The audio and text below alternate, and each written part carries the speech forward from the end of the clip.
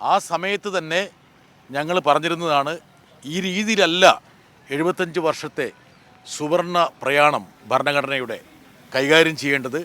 മാത്രമല്ല, പ്രധാനമന്ത്രി സഭയിൽ വരാതിരുന്നത് തന്നെ പാർലമെൻറ്റിനോടുള്ള അനാദരവായിരുന്നു.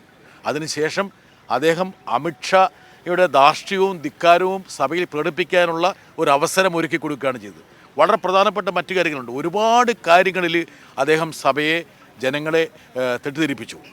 അതായത് എന്തുകൊണ്ടാണ് GSTയെ നരേന്ദ്രമോദി ആദ്യം എതിർത്തിരുന്നതെന്ന് ഉള്ള ചോദ്യം ഉയർന്നപ്പോൾ അദ്ദേഹം പറഞ്ഞത് 10 വർഷത്തെ നഷ്ടപരിഹാരം കോമ്പൻസേഷൻ സംസ്ഥാനങ്ങൾ കൊടുക്കാമെന്നുള്ള നിബന്ധന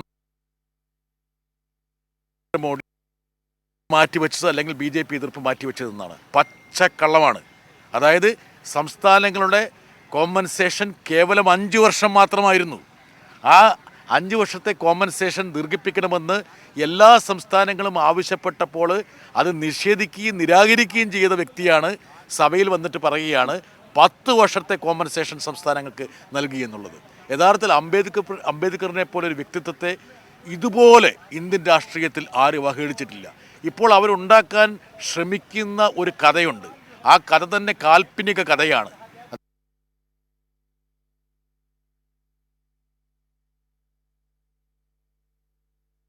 വേറൊരു കാൽപ്പനികമായിട്ടുള്ള ഒരു തലം ചരിത്രം സൃഷ്ടിക്കുന്നുണ്ട്. അതായത് BR അംബേദ്കർ യഥാർത്ഥത്തിൽ മന്ത്രിസഭയിൽ നിന്ന് രാജിവെക്കാനുള്ള പ്രധാനപ്പെട്ട കാരണം അദ്ദേഹം ശക്തമായി സമരം ചെയ്തുകൊണ്ടായിരുന്നു. ഇതൊക്കെ ചരിത്രത്തിൻ്റെ ഭാഗമാണ്. രണ്ടാമത്, എന്തുകൊണ്ടാണ് അദ്ദേഹം ഹിന്ദുമതം വിട്ട് അദ്ദേഹം ബുദ്ധമതത്തിൽ പോയത്? RSS യഥാർത്ഥത്തിൽ മുന്നോട്ട് വെക്കുന്ന എതിർത്തുകൊണ്ടാണ് അംബേദ്കർ യഥാർത്ഥത്തിൽ ഹിന്ദുമതം വിട്ട് ബുദ്ധമതത്തിൽ ചേർന്നത്. അതുപോലും തമസ്കരിച്ച് അംബേദ്കർ എന്തോ അവരുടെ ആളാണ്, ഒരു അപ്രോപ്രിയേഷൻ നടക്കുന്നുണ്ട്, അതിന് ഭാഗമായിട്ടാണ്. പക്ഷെ ഉള്ളിലുള്ളത് അറിയാതെ പുറത്തു വന്നു. അംബേദ്കറിനോടുള്ള എതിർപ്പും അമർഷവും അദ്ദേഹത്തിൻ്റെ അഭിസംബോധനയിൽ അറിയാതെ പുറത്തു വന്നപ്പോഴാണ് യഥാർത്ഥത്തിൽ പൂച്ച പുറത്തായത്. ഇന്ന് രാജ്യം മുഴുവൻ അദ്ദേഹത്തിൻ്റെ പ്രസംഗം, ധാർഷ്ട്യവും ധിക്കാരവും നിറഞ്ഞ അദ്ദേഹത്തിൻ്റെ അഭിസംബോധന ചർച്ച ചെയ്യുകയാണ്. റിപ്പോർട്ട് സോഷ്യൽ മീഡിയ ഇടുന്നവർക്ക്, കോൺഗ്രസ് നേതാക്കൾ ഉൾപ്പെടെയുള്ളവർക്ക് ഇപ്പോൾ എക്സ് നോട്ടീസ് കൊടുക്കുന്നുണ്ട്. സാമൂഹ്യ മാധ്യമ പ്ലാറ്റ്ഫോംസിനെയൊക്കെ വരുതിയിൽ കൊണ്ടുവരാൻ വേണ്ടി എത്രയോ നിയമങ്ങൾ സ്റ്റാൻഡിംഗ് കമ്മിറ്റി മെമ്പറാണ്. അതുകൊണ്ട് എനിക്കറിയാം എത്രയോ നിബന്ധനകൾ. അത് മാത്രമല്ല, എക്സ് എന്ന് പറയുന്നത് ഇലോൺ മസ്കിൻ്റെ ഒരു സംരംഭമാണ്. അദ്ദേഹത്തിൻ്റെ വ്യാവസായിക വാണിജ്യ താല്പര്യങ്ങൾ സംരക്ഷിക്കാൻ വേണ്ടിയിട്ട് വലിയ മാർക്കറ്റുള്ള ഇന്ത്യയുടെ ഭരണാധികാരികൾ പറയുന്നത് സ്വാഭാവികമായിട്ട് അദ്ദേഹം കേൾക്കുന്നതിൽ പ്രത്യേകിച്ച് അപാകതയൊന്നുമില്ല. ഇനി എക്സ് ഇൻഡു വിട്ടെന്ന് വിചാരിച്ചിട്ടൊന്നും അമിത്ഷാ എന്താണ് പറഞ്ഞതെന്നൊന്നും ആരും കേൾക്കാതെ പോകില്ല. എല്ലാവരും കേൾക്കും. എഡിറ്റഡ് വീഡിയോ ആണ് പ്രചരിപ്പിക്കുന്നതെന്നാണ് അദ്ദേഹം ഉൾപ്പെടെ BJP നേതാക്കൾ ആരോപിക്കുന്നത്. അദ്ദേഹം നടത്തി 2 മണിക്കൂർ പ്രസംഗം എക്സ് കൊടുക്കാൻ പറ്റുമോ? എഡിറ്റ് ചെയ്തതിൽ എന്തെങ്കിലും എന്താ പറയുക, ഏതെങ്കിലും തരത്തിൽ വ്യാജ നിർമ്മിതി ഉണ്ടോ എന്ന് നോക്കിയാൽ പോരെ. അദ്ദേഹം പറഞ്ഞ ഫുൾ സെൻറ്റൻസ് തന്നെയല്ലേ. അദ്ദേഹം പറഞ്ഞല്ലോ, നിങ്ങൾ അംബേദ്കർ അംബേദ്കർ അംബേദ്കർ എന്ന് പറഞ്ഞുകൊണ്ടിരിക്കേണ്ട. എന്തിനാണ് അദ്ദേഹത്തിന് ഇങ്ങനെ വാഴ്ത്തുന്നത്? ദൈവത്തെക്കുറിച്ച് പറ, അങ്ങനെയാണ് സ്വർഗത്തിലേക്ക് പോകുന്നത്. ഇങ്ങനെയാണ് പാർലമെൻറ്റിൽ ഉയർന്ന വിഷയങ്ങളെക്കുറിച്ച് ഒരു ആഭ്യന്തരമന്ത്രി ചർച്ചയ്ക്ക് മറുപടിയായിട്ട് പറയുന്നത്? വളരെ പ്രധാനപ്പെട്ട കോൺഗ്രസിൻ്റെ അധ്യക്ഷൻ മാത്രമല്ല, ദളിത് വിഭാഗത്തിൽ വരുന്ന ഇന്ത്യയുടെ ഏറ്റവും സീനിയർ മോസ്റ്റ് ആയിട്ടുള്ളൊരു നേതാവ് മല്ലികാർജുൻ ഖാർഗെയോട് അദ്ദേഹം എങ്ങനെയാണ് പ്രതികരിച്ചത്? ഇരിക്കേ കേക്ക് എന്നൊക്കെയല്ലേ പറയണത്. ആരെങ്കിലും ഒരു പ്രതിപക്ഷ നേതാവിനോട് ഇങ്ങനെ പ്രതികരിച്ചിട്ടുണ്ടോ? അതും അദ്ദേഹത്തെക്കാൾ എത്രയോ പ്രായക്കൂടുതലുള്ള പരിണതപ്രജ്ഞനായ അധസ്ഥിത വിഭാഗത്തു നിന്ന് ഉയർന്നു വന്ന ഒരു നേതാവിനോട് ഇങ്ങനെയാണോ തട്ടിക്കേറുന്നത്? ഞാൻ പറയുന്നത് നിങ്ങൾ കേൾക്കണം, ഇരുന്ന് കേക്ക് ഖാർഗെ എന്നൊക്കെ പറയാന്ന് പറഞ്ഞ ആരാണ്? ഇതെന്താ രാജവാഴ്ചയാണോ ഇന്ത്യ നടക്കുന്നത്? അമിത്ഷായെ പറഞ്ഞു വിട്ടത് മോഡിയല്ലേ? പാർലമെൻറ്റിനെ അഭിമുഖീകരിക്കാൻ കഴിയാതെ തൻ്റെ ഏറ്റവും വേണ്ടപ്പെട്ട ശിഷ്യനെ, അദ്ദേഹമാണ് എൻ്റെ അനന്തര അവകാശി എന്ന് പ്രഖ്യാപിക്കാൻ വേണ്ടിയിട്ടല്ലേ നരേന്ദ്രമോദി രാജ്യസഭയിൽ മറുപടി പറയാൻ വേണ്ടി അമിത്ഷായെ വിട്ടത്? ഇതൊന്നും മറ്റേ യോഗി ആദിത്യനാഥിനും കൂട്ടർക്കൊന്നും ഇഷ്ടപ്പെട്ടിട്ടില്ല. അത് നിങ്ങൾ മനസ്സിലാക്കിക്കോളി. എന്നാൽ കാരണം എന്ന് വെച്ചാൽ ആദ്യമായിട്ടൊരു സന്ദേശം കൊടുക്കുകയാണ്, എൻ്റെ പിൻഗാമി അമിത്ഷയാണ് എന്ന് സ്ഥാപിക്കാൻ വേണ്ടി രാജ്യസഭയുടെ ഫ്ലോർ ഉപയോഗിച്ചു. പക്ഷേ പിൻഗാമിയുടെ സ്വഭാവം എന്താണെന്നുള്ള കാര്യം കൃത്യമായിട്ട് ആൾക്കാർക്ക് മനസ്സിലായി. അത് കാതു തുളച്ചവൻ പോയപ്പോൾ മറ്റേ കടക്കിട്ടവൻ വന്നു എന്ന് പറഞ്ഞ പോലെ ഇത് ധാർഷ്ട്യത്തിൽ ഒരു ഡിഗ്രിയും കൂടിയുള്ള ഒരാൾ വന്നു എന്ന് വേണം നമുക്ക് അനുമാനിക്കാം. അദ്ദേഹം പറഞ്ഞ മറ്റ് പ്രസക്തമായ ഒന്ന് രണ്ട് വിഷയങ്ങളുണ്ട്. ഒന്ന്, നെഹ്റുവിൻ്റെ നേതൃത്വത്തിൽ അംബേദ്കറെ തെരഞ്ഞെടുപ്പിൽ പരാജയപ്പെട്ട ചരിത്രം 2 തവണ നെഹ്റു ഉൾപ്പെടെ ഇടപെട്ടുകൊണ്ട് തെരഞ്ഞെടുപ്പിൽ പരാജയപ്പെടുന്നു. അതിനുശേഷം ഭാരതരത്നയുടെ ചരിത്രം അങ്ങേക്ക് വിശദീകരിച്ച് തരണ്ട, സ്വന്തമായി നെഹ്റു ഭാരതരത്ന എടുത്തിട്ടു, അംബേദ്കർക്ക് നൽകിയില്ല. മാത്രമല്ല, ഈ പാർലമെൻറ്റിനകത്ത് അംബേദ്കറുടെ ഒരു ചിത്രം വയ്ക്കാൻ കോൺഗ്രസ്സിന് ഇതരമായിട്ടുള്ളൊരു സർക്കാരാണ് ദേശീയ തലത്തിൽ വരേണ്ടി വന്നു. അത് വളരെ പ്രസക്തമാണല്ലോ അദ്ദേഹം പറഞ്ഞ കാര്യം. അതായത് ഓരോ ഘട്ടങ്ങളിലും ഈ ഭാരതരത്ന പലർക്കും കൊടുത്തുകൊണ്ട് പോകുന്നു. അതൊരു ഒരു ഓൺഗോയിങ് പ്രോസസ്സാണ്. അത് ആദ്യം തന്നെ എന്താ പറയുക, ഒരു നിയമനിർമ്മാണം ഉണ്ടാക്കിയിട്ട് ഇന്ന ആൾക്കാർക്കൊക്കെ ഭാരതരത്ന കൊടുക്കണം തീരുമാനിച്ചിട്ടുണ്ട്. ഓരോ ഘട്ടത്തിലും കൊടുത്തുകൊണ്ടിരുന്നു. സ്വാഭാവികമാണ്. കോൺഗ്രസ് പാർട്ടി കൊടുക്കാത്ത ഒരു ഭാരതരത്ന കൊടുത്ത് നല്ലതാണെന്ന് അത് എതിർക്കുന്നുണ്ടോ? എന്തെങ്കിലും നല്ലൊരു കാര്യം BJP ചെയ്യണ്ടേ?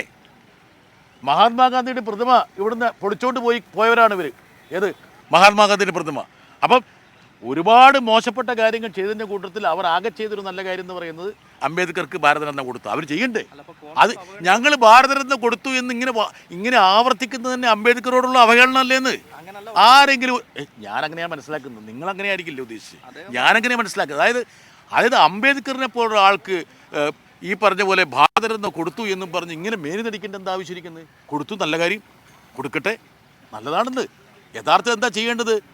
അദ്ദേഹം ജീവിച്ചിരിക്കുമ്പോൾ തന്നെ സ്വന്തം പേരിൽ ഒരു സ്റ്റേഡിയം നാമകരണം ചെയ്ത ആ പ്രധാനമന്ത്രി യഥാർത്ഥത്തിൽ അത് അംബേദ്കർ സ്റ്റേഡിയം ആയിക്കൂടായിരുന്നു. എന്നാൽ ഗുജറാത്തിലെ സ്റ്റേഡിയം അങ്ങനെയൊക്കെ 1-2 കാര്യങ്ങൾ കൂടെ ചെയ്യട്ടെ.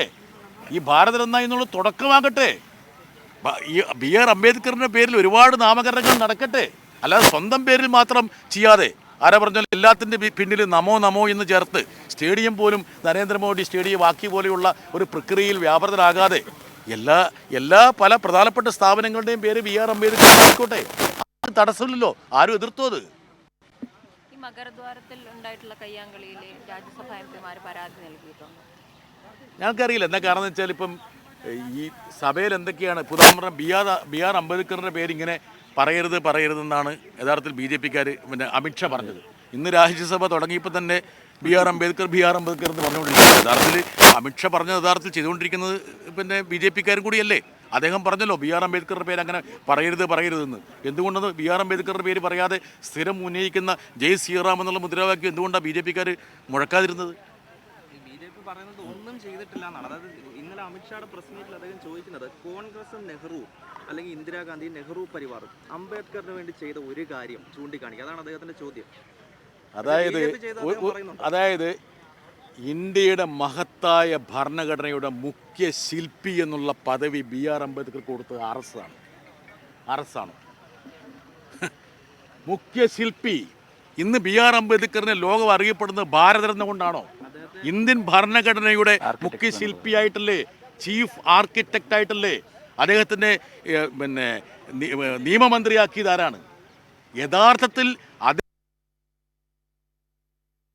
നിങ്ങൾ ചരിത്രം പഠിച്ചു നോക്ക്. ഹിന്ദു കോഡ് പാർലമെൻറ്റിൽ അവതരിപ്പിച്ചപ്പോൾ യഥാർത്ഥത്തിൽ RSS ഉയർത്തിയ മുദ്രാവാക്യം എന്താണെന്ന് നിങ്ങൾ ഒന്ന് നോക്ക്. ഹിന്ദു കോഡിനെതിരെ RSSൻ്റെ നിലപാടെന്താണെന്ന് മനസ്സിലാക്കണമെങ്കിൽ ഒരു വെളിപ്പാടകലെയുള്ള തീൻമൂർത്തി ലൈബ്രറിയിൽ ആ കാലഘട്ടത്തിലെ ഓർഗനൈസറിൻ്റെ പതിപ്പുകൾ പരിശോധിച്ചാൽ മതി. ആ പരിശോധിച്ചൊരു വ്യക്തിയാണ് ഞാൻ. എന്താണ് ഇന്ത്യൻ ഭരണഘടനയെക്കുറിച്ച് RSS മുഖപ്രസംഗം എഴുതിയതെന്നുള്ളത് നിങ്ങൾ പോയി വായിച്ചു നോക്ക്. അത് കൃത്യമായിട്ട് അംബേദ്കറിനെയും ഭരണഘടനയെയും തള്ളിക്കളയാണ് ചെയ്തത്. ആ ഭാഗം മുഴുവൻ ഞാൻ രാജ്യസഭയിൽ പ്രസംഗിച്ചപ്പോൾ ഉദ്ധരിച്ചു. അതായത് ഇത് പഴയ വീഞ്ഞ് പുതിയ കുപ്പിയിൽ വെക്കുന്നതാണ്. ഇത് ബ്രിട്ടീഷുകാരൻ്റെ തട്ടിപ്പാണ് ഈ ഭരണഘടന. ഈ ഈ വലിയ മഹാപാതകം തിരുത്താൻ വേണ്ടി ഞങ്ങൾ തയ്യാറാകണം.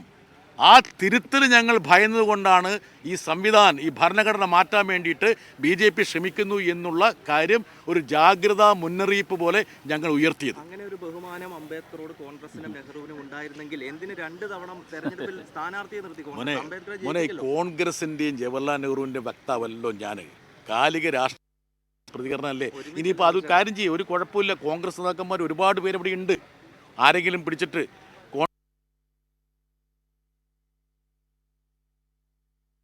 നിലപാടെന്തായിരുന്നു കുറിച്ച് ചോദിക്കുക. ഞാൻ പൊതുവായ ഒരു രാഷ്ട്രീയവും ആ കാലഘട്ടത്തിൽ അംബേദ്കർ അനുഭവിച്ച എന്തിനാണ് അംബേദ്കർ ഈ പറഞ്ഞ RSS മുന്നോട്ട് വെക്കുന്ന സനാതന ധർമ്മത്തെ ധിക്കരിച്ചുകൊണ്ടും എതിർത്തുകൊണ്ടും അതിശക്തിയുമായി പ്രതിഷേധിച്ചുകൊണ്ടും എന്തിനാണ് ഹിന്ദുമതം ഉപേക്ഷിച്ച് ബുദ്ധമതത്തിലേക്ക് പോയത്? RSS വിഭാവനം ചെയ്ത ആ ചാതുർവർണ്ണത്തിൽ അദ്ദേഹം എതിർത്തത്. അതെന്താ നിങ്ങൾ കാണാതിരിക്കുന്നത്?